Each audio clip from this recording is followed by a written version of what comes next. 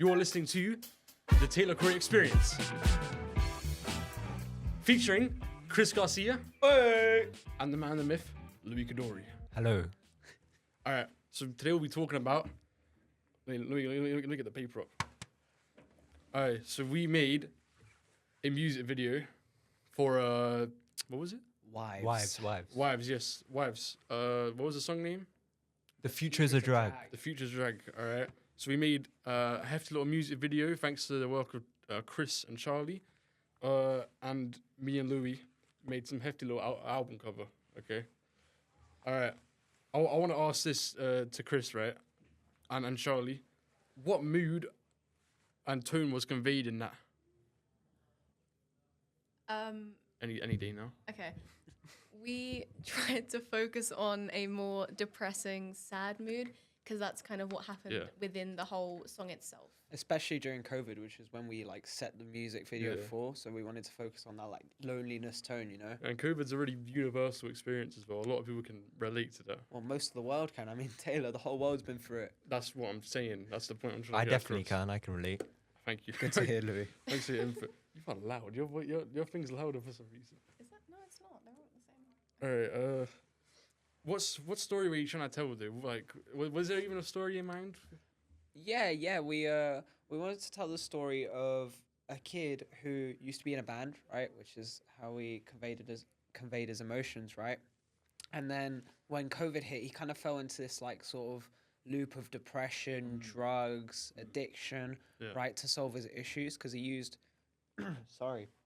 he used drumming as a source of like Emotional output. A coping mechanism. There you go. Yeah. Yeah. And so he turned to drugs instead to that. Right. That's really quite interesting, Chris. Thank you, Taylor. I'd like to pass this question on to. I can't read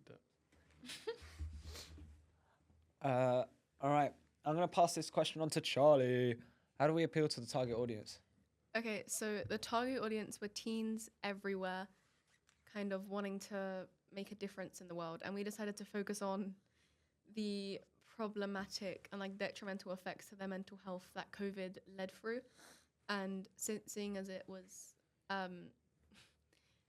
like COVID was like a global thing, it helped us target not only towards them, but to the entire world themselves. Yeah.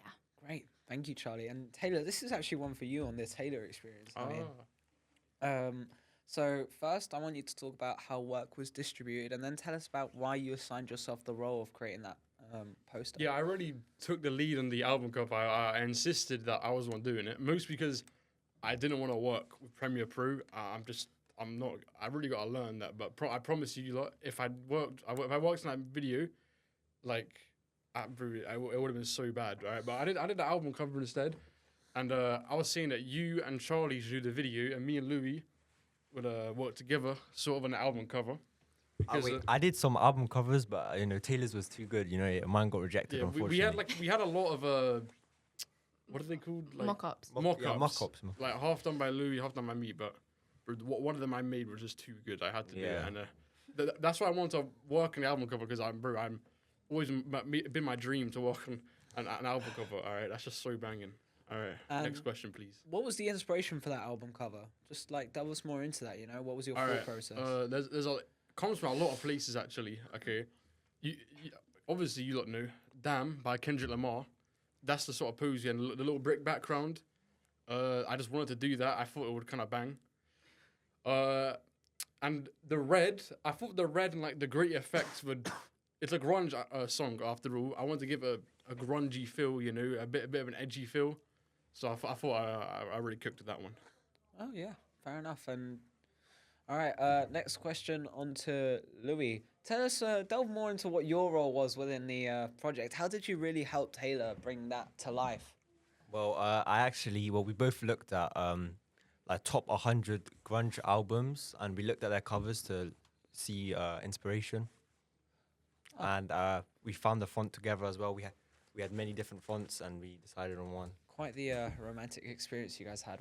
Does someone want to talk about what grunge is? That's a tough question. It's a subgenre, I think. The subgenre of Charlie, pull that up. What is grunge? Do you guys want to start another question while I figure this out. Production out here. Just search up what is grunge and then read it Real out to us. Louis, give us a little beatbox whilst we get. I You- can't. you don't- you don't beatbox, gotta do that. yeah. Okay. That Here was we not go. that was not an invitation. Chris. How long? Grunge is an alternative rock genre and subculture which emerged during mid 1980s in Washington, particularly in Seattle and nearby towns. It's a fusion of punk rock and heavy metal. Oh, okay. Right, fair enough. Well, now we knew. All right. Right. I think that's everything we needed to do. So on to Taylor to give us the outro. Cue the outro, Charlie. It's just the same song. You were listening to the Taylor Corey Experience.